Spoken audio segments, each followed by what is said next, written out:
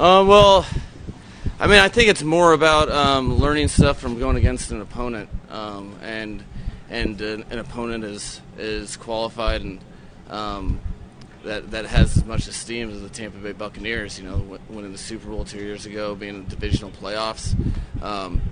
Contrary to popular belief, Tua doesn't play one snap against Tom Brady.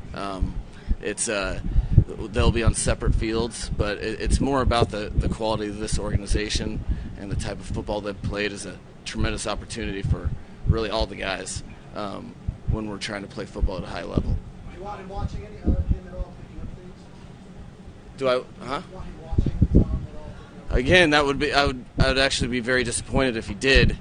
He'd probably be taking a sack if he was watching them because there'll be simultaneous plays. But no, I think again it's more about going against a different defense that not just schematically, but how they play football with different techniques that they emphasize. Those things are a big part of the NFL game.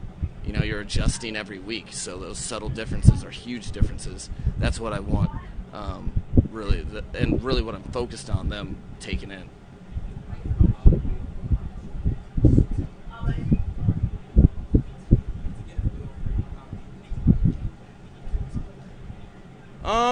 The first part of it is it's a big deal. You know, you're going against another team, so you want that rep. Guys are sick of going against each other. Generally 10 days into camp everywhere you're at, so it kind of revitalizes football to a degree from a practice perspective. You know, we've been practicing against each other for a long time, but then outside of that, it's all about how we really, I'm not even that concerned about the actual outcome of anything. It's more whether it's a successful play or if it's a negative play. It's about how we respond, because you know that this game, that's all it's full of. You're never just anytime you're content or anytime you're satisfied with the last play. That's when you get hit in the face and hit in the mouth. Moving forward. Hey, it's okay. I'm eager to. Mm-hmm.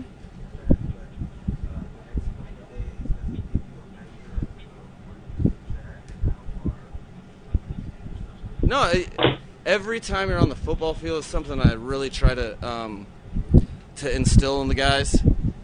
Every time you're on the football field is telling you where you're at. Everything else is fake.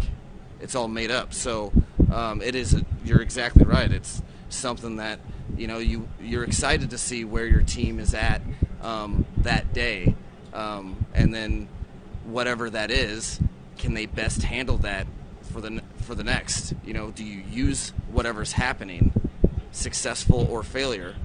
You use that for the next day. To me, that's the trick, because whatever records are in the first quarter of the season, for instance, nothing is decided by that. There's countless number of teams that are 4-0 that don't make the playoffs. There's teams that start behind the 8 ball. I mean, I think I was on a team last year that was 3-5, and we were in the NFC Championship game. So it is all about that day, and it tells you a lot. But then even more so, you get an opportunity to figure out what they're going to use with whatever the result was for the next day, which is why we're all so pumped to be here. Mike, you mentioned that you were going to make sure that everyone knew the rules of engagement going into that. So what are the rules regarding tackling, blitzing, fisticuffs, and shenanigans? The shenanigans, you know, that's a subjective thing. A lot of things that you guys perceive as shenanigans by me are not shenanigans. Really, we're approaching it like it's exactly like we approach our own practices, where, you know, it's important to me for guys not to fight with their teammates. Sometimes it happens, but you make sure that players understand why anything outside of the whistle is only hurting the team and has a lot more. There's a lot more implications in whatever you're doing than just yourself. So we're handling in terms of tackling those things the same way that we've done in practice, where if you have a direct shot on someone, we're thudding up.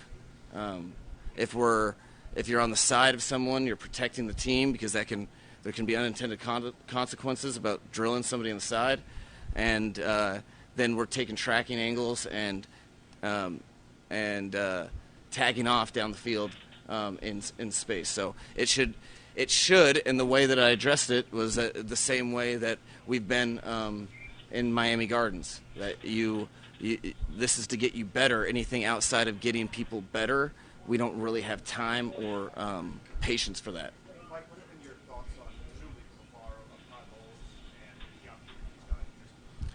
Well, I've been familiar with Todd for a while, and I have nothing but the utmost respect for his defense, his coaching ability as a head coach.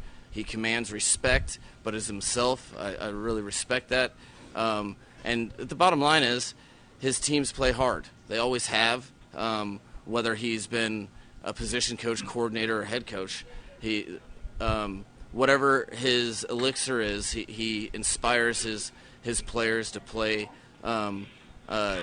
very inspired football, which is why it's a great challenge for us to bring our energy and our commitment to each other out here against this whole opponent who's extremely formidable, and it should be outstanding work for all of us. Mike, I'm sorry. Just given what happened with your organization last week, What happened? I mean, for me, nothing happened. Everyone else is the one making it awkward. That doesn't occupy a single iota of space with anybody. It's hard enough to be good in this league. We're as the Miami Dolphins, we're very all of our energy is very coordinated and only has to do with us getting better, and everything else would be an opportunity cost that we're not willing to expend.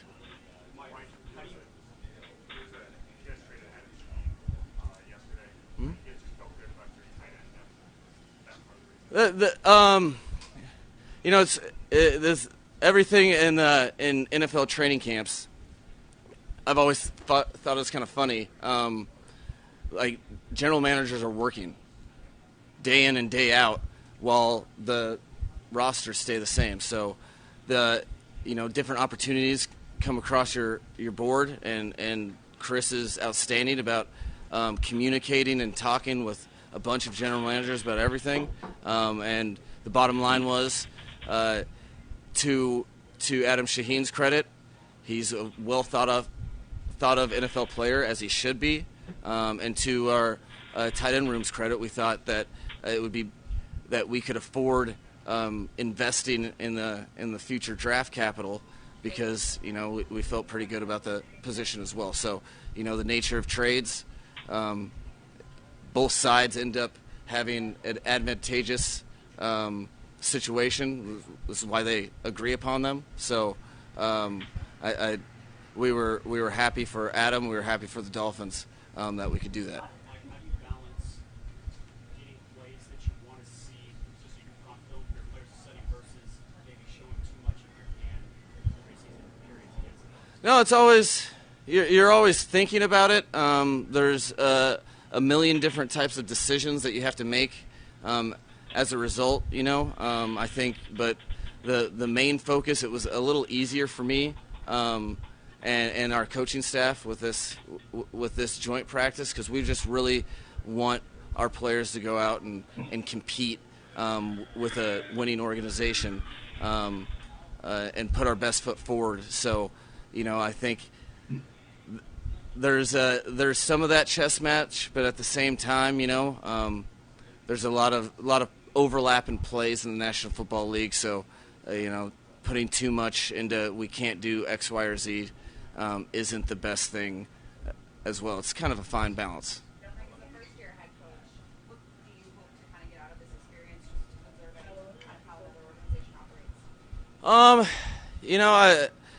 Whether it's fortune or it's unfortunate, I've been in 7. This is my 7th different franchise, so I feel like the biggest thing is I just want the players to go through the emotions of what a joint practice is, especially against a good team. When you're fortunate enough to practice against a good team, guys want to do well, and in that process, one of two things are going to happen. They're either going to do well or they're not, and either way, it's our job to make sure that they understand that how do you use whatever happens to benefit you moving forward. So I just want to see a group of guys that are committed to this practice, which I think we all will see that. And then I want to just play the hand that's dealt after the fact and after we watch the film. What have you learned about how your team responds to adversity in your few months here? That's such a big deal to me. That's one of the pillars that we talk about a ton. So adversity is relative, and I think that we've had our own set and our own share of adversity internally with little things that don't go the way you want them to go. In that, thus far, that's one of the reasons I love the guys and love the team is because they've responded exactly the way that they've been called upon at each and every turn. So that in the game of football, like the game of life, now we're moving forward, steadily awaiting whatever piece of adversity falls our way in the near future, because it's not if but when. And when that happens, I've gained a lot of confidence in how they're going to respond. Once games begin to be played, are you willing to put Tyreek Hill or Jalen Waddle in punt returns or Ricky Mostert on kick returns? I'm willing to do anything at any given time, at any moment.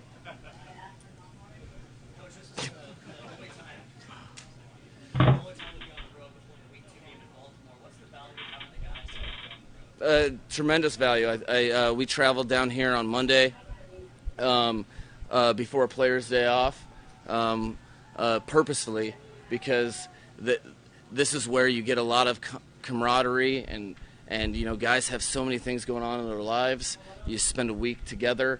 There's nowhere to go but hang out with each other, and I think that over the course of my career I've found that to be extremely beneficial, and you end up looking back at these type of days when you're reflecting upon the entire season, and a lot of times this is where the bonds solidify, which is why it's one of the cool experiences that we're fortunate to do. Mike, what do you hope to see from the offensive line group over the next 2 days? That's a great question, because there's, like any NFL defense, the offensive line play is a game of inches, but every NFL defense has a different way that they play football. It's not just X's and O's on paper like structure. It's how do they defend blocks.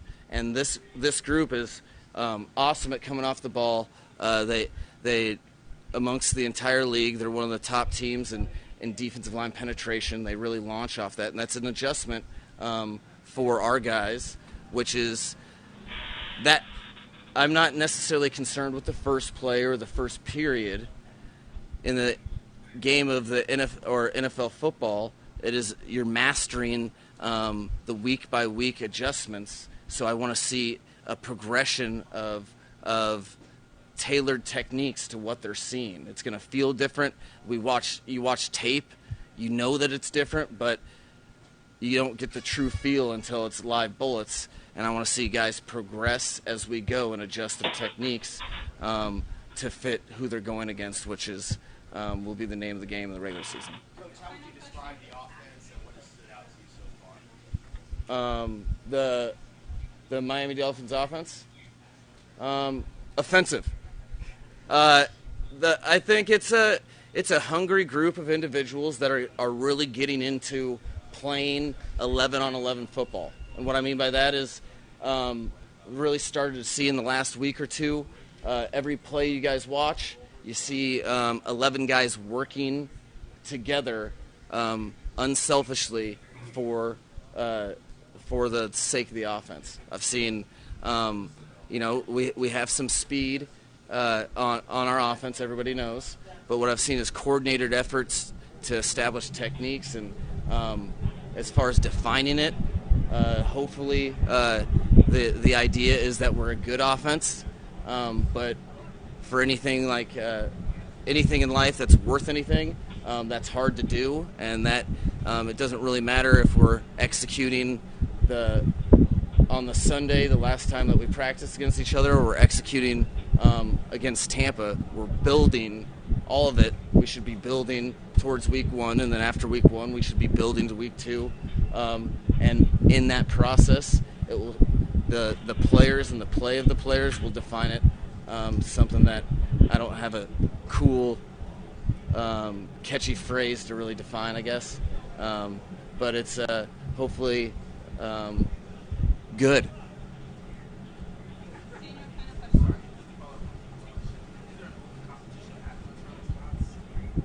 No, there's an open competition everywhere. Shame on me if I'm anointing for no reason. You know, we have a lot of people that have the ability to return the ball in the punt and kickoff game, and during the season we plan to utilize everyone that makes the most sense for the team. Remember, special teams yards are yards, same as defensive yards given up, same as offensive yards gained. So we'll use our players to best move the ball down the field to score touchdowns or stop other people from moving it. Cool? Is that my phone?